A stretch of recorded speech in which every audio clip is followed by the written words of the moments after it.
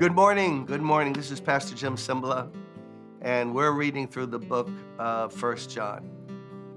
But we're going to stop for a moment because I want to tell you a true story that has meant so much to me since the day I heard it years ago. It's true, validated. And what it reminds me of is the wonderful verse that we read and we've passed through in 1 John chapter 2. Don't love the world or anything in the world. If anyone loves the world, love of the Father is not in them. For everything in the world, the lust of the flesh, the lust of the eyes, the pride of life comes not from the Father, but from the world. The world and its desires, anything that we end up desiring from the world that satisfies our cravings, the pride of life, showing off, acquisition, degrees that we can boast about, it all passes away. But here's the precious verse. Whoever does the will of God lives forever. Now we're going to jump back when I'm done with this story, back to verse 20 of chapter 2. But you have an anointing from the Holy One, and all of you know the truth, because what follows is that warning about Antichrist, which we just covered. Well, I'll talk to you about the will of God. If I go longer on this one, the story will hold you. And if it takes 2 episodes, so be it. Because this story just has broken me so many times. I get emotional when I read about it or when I retell it. So a lot of years ago, 1920s or so, 2 young couples from Sweden, from a church there in Sweden, felt a call of God that his will was to go to what was then called the Belgium Congo, to go to an area where the gospel had not been preached, to go to a rather hostile tribe and try to share the good news of God's love. The couple were named David and Svea, S-V-E-A, Svea Flood, and they were with a Mr. and Mrs. Erickson. And they went to the Uvira mission station, and they didn't stay in the station, which is what most missionaries were working out of. They went out into the bush. Now, we're talking 1920s now. This is not today. There's a much more primitive time there. People easily catching diseases. A lot of missionaries never made it a year. Well, they go there and they want to share the gospel. But these 2 couples together set up and build something they can live in away from the tribe, only to find out that the local tribe is very hostile and adamant that they're not to come in there, talk to them. Their own religious leaders, call them what you will, involved in voodoo and whatever, no, you stay out of here. And there they are.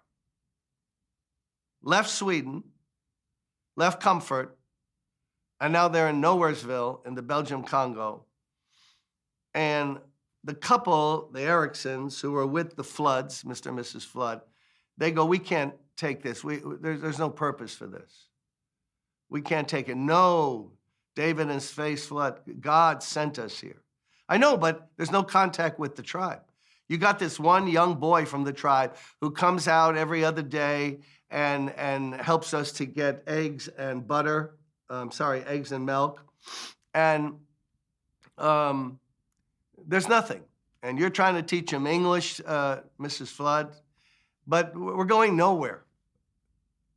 No, we're going to tough it out, David and Svea Flood say. So the Ericksons go back to the safer, more organized mission station, and the Floods are there. They already have a boy, a son, but while they're there waiting, and she's not only teaching this young boy who comes back and forth English, she's witnessing to him, and she wins him to Christ.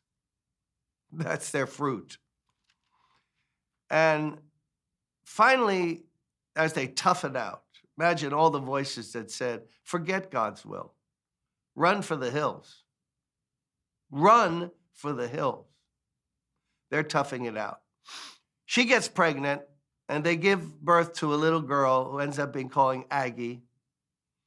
And even the tribes people there celebrate the birth. They hear about it. In fact, she'd had to go into the village to have the women help her give birth.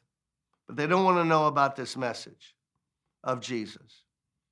So as she gives birth, complications come and she dies.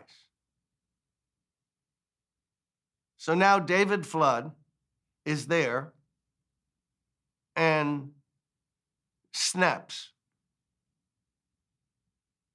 Turns against God, turns bitter, turns against the tribes people, the nationals, and just snaps and says, I'm done. I'm mad at God. I lost my wife doing, quote, the will of God. What good did that do?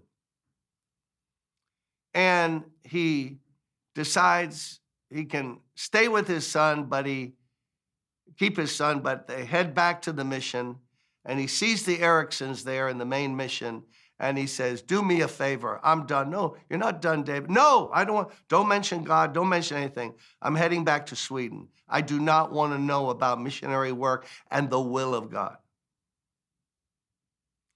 They dump the baby, little Aggie, with the infant, with the Ericksons. And he heads back to Sweden. So now the Ericksons have a baby that is not theirs biologically. And as they're being visited in the mission station by another mission couple named Mr. and Mrs. Berg, they're just passing through. They're in another part of Africa. And as they pass through and are fellowshipping, suddenly both Mr. and Mrs. Erickson die under suspicious circumstances, and the people in the mission station feel that they've been poisoned because they both ate some food that was prepared for them, and they're both now dead. Well, now what happens? Now you got that little baby. Baby that was born out of a couple trying to do the will of God in Africa, and it seems like nobody can take care of her.